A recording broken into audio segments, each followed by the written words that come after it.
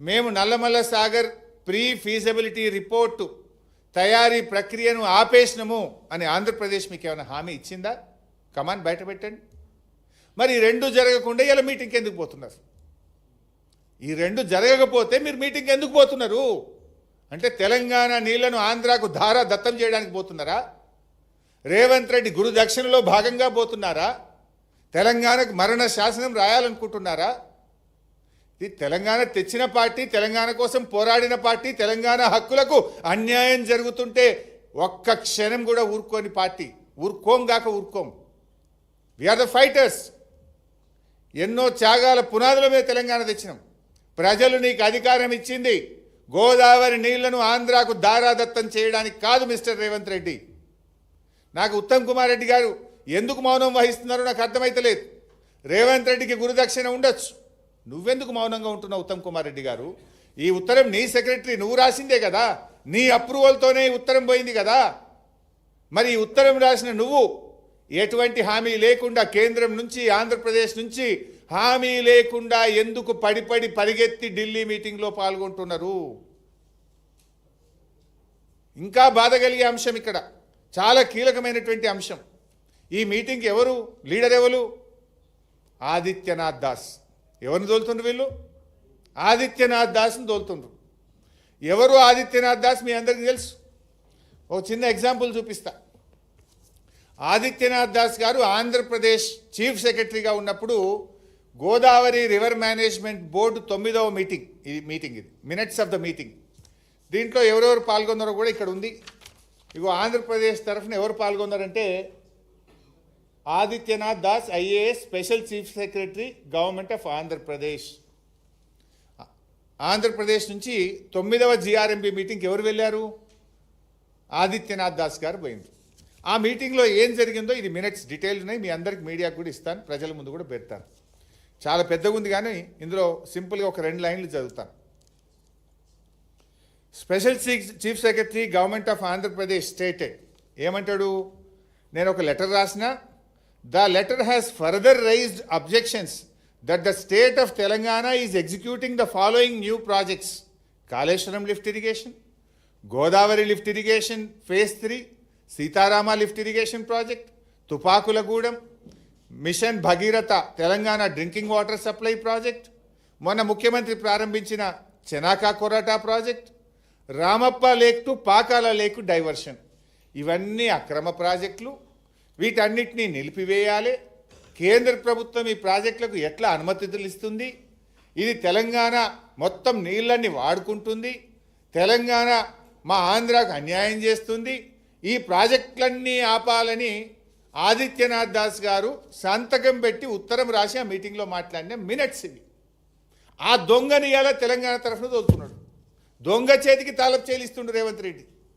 తెలంగాణ ప్రాజెక్టులను అడుగడుగున వ్యతిరేకించిన వ్యక్తి ఆదిత్యనాథ్ దాస్. అసలు మీటింగ్ పోవుడే తప్పు, ఆ మీటింగ్కి ఎవరు తోలుతుండంటే దొంగ చేతికి తాళపు చేలి ఇచ్చినట్టు.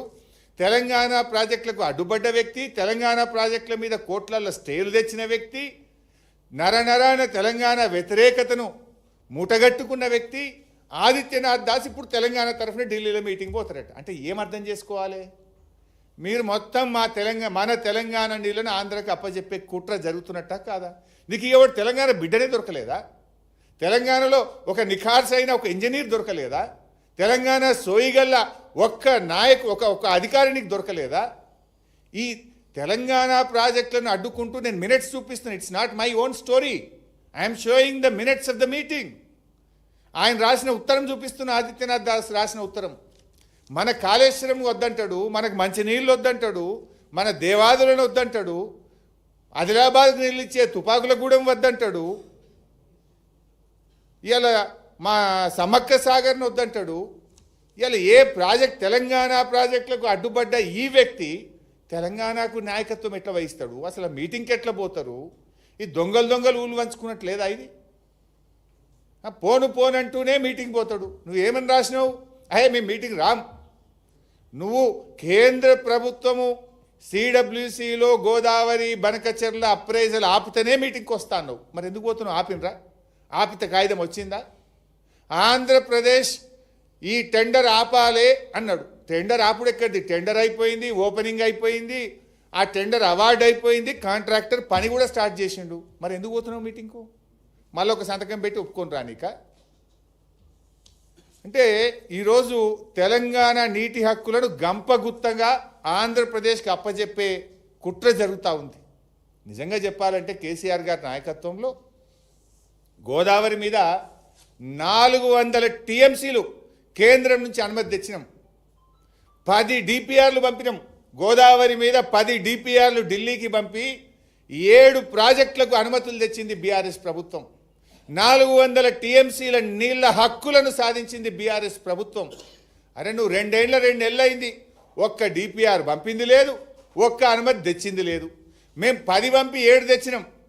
ఇంకో 1-2 ప్రాజెక్టులు వార్దా కానీ కాళేశ్వరం సెకండ్ టీఎంసీ కానీ అవి సగం అనుమతులు వస్తే మిగతా అనుమతులు తేవాల్సిన తెలంగాణ ప్రభుత్వం డిపిఆర్లు వాపసు తెచ్చుకున్నది. అబ్బా ఏం గొప్ప రేవంత్ రెడ్డి, నువ్వు ఒక్క చుక్క నీళ్లు అనుమతి తెచ్చింది లేదు, ఒక్క డిపిఆర్ కొత్తగా పంపింది లేదు. బీఆర్ఎస్ పంపిన డిపిఆర్ వాపసు వచ్చింది రేవంత్ రెడ్డి పాలనలో. 10 డిపిఆర్లు పంపి 7 డిపిఆర్లకు 7 ప్రాజెక్టులకు మేము అనుమతులు తెచ్చినాం. ఇంకా 3 డిపిఆర్లు గోదావరి మీద అక్కడ పరిశీలనలో ఉండే, వార్ధా కావచ్చు, 3rd టీఎంసీ ఆఫ్ కాళేశ్వరం కావచ్చు, అవి వాపసు తెచ్చినావు నీ 2 నెలల్లో. అంటే అవి వాపసు తెచ్చుకుంటావు, నల్లమల్ల సార్కు జెండా ఊపుతావా? ఇంత నీళ్లు గోదావరి నీళ్లు దారదత్తం చేస్తావా? మేం చూస్తూ ఊరుకోం. బీఆర్ఎస్కు తెలంగాణ ముఖ్యం, తెలంగాణ ప్రయోజనాలు ముఖ్యం, తెలంగాణ హక్కులు ముఖ్యం, ఈ తెలంగాణ ప్రజల భవిష్యత్తు మాకు ముఖ్యం.